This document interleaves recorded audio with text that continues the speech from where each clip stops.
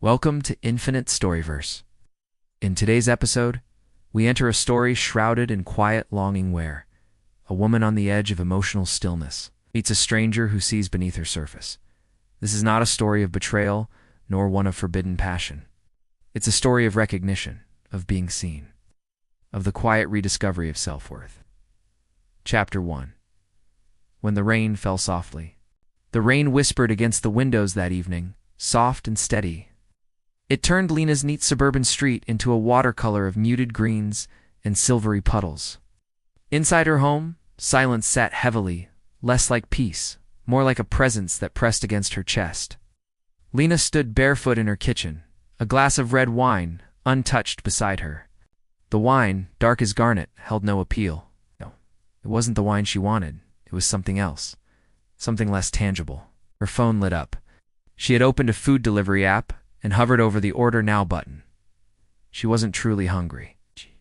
She craved something less obvious: contact, interaction, acknowledgement. Jake, her husband, had left that morning for a business trip. He hadn't kissed her goodbye. It's just a nod at the mirror and a half-mumbled farewell. Years ago, she would have cried at his departure. Now all she felt was stillness. And in that silence, she tapped confer. Marcus is on the way. Marcus is on the way. Marcus is on the way with your order. The notification blinked on her screen. His profile photo showed a young man, dark skin, close-cropped hair, a slight smile that hinted at awareness. Not arrogance. Awareness. The kind that noticed the things others didn't. Her heart skipped oddly. She wasn't dressed for guests. A loose sweater, yoga pants, and the gentle outline of a bralette beneath. But as she passed the hallway mirror, something caught her eye. Not beauty, necessarily, but a sense of presence. She looked. Real, human, even desirable in a quiet way. When the doorbell rang, she didn't rush. She walked slowly, mindfully. Chapter 3. One request: he stood at the door, the pizza box warm in his hands. Tall, composed, not flashy. His eyes met hers not with flirtation, but with calm. "Hi," she said softly. He returned the greeting, his voice low.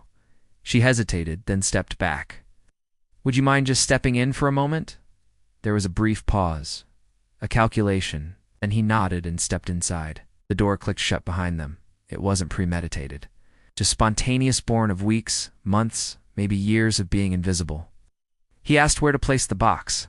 She pointed to the counter. "Cash or card?" he asked politely. She looked at him for a long moment. "Neither. Just tell me something, anything. Remind me there's life outside this silence." Chapter 4. Lock the door. He studied her for a moment, not with suspicion, more with curiosity. Then, "Are you sure you're okay?" She nodded, her voice calm. "I just didn't want to be alone tonight." There was silence. Then he gently said, "Do you want me to stay a little while?" "Yes." "Then maybe you should lock the door." She hesitated for just a second, then turned the deadbolt. It clicked louder than she expected. When she faced him again, he was still watching, her not judging, not expecting, just listening. "You look like someone who's been quiet for too long," he said. Her laugh was small, almost a whisper. "You have no idea." Chapter 5. The kitchen confession. He didn't move closer. He simply leaned against the counter, picked up her wine glass, and took a careful sip. "I like red," he said. She smiled faintly. "I didn't even want it. I poured it because... ... It felt like the kind of thing a woman alone should do." He nodded slowly. "You're not alone now." Her shoulders dropped slightly. Relief, maybe. "I'm going to ask you something," he said gently, "but only if you want to answer." She nodded. "When was the last time someone really listened to you?" Her throat tightened. The answer was too raw, too tangled in years of pretending. "I don't remember." There was no pity in his eyes, just patience, understanding. He didn't interrupt her silence. He let it stretch. And that was when something inside her began to unfold. What's changed? Removed explicit commands and suggestive actions. Preserved emotional intimacy and psychological realism. Retained viewer interest through slow burn vulnerability, now fits within YouTube's community guidelines and advertiser-friendly content guidelines.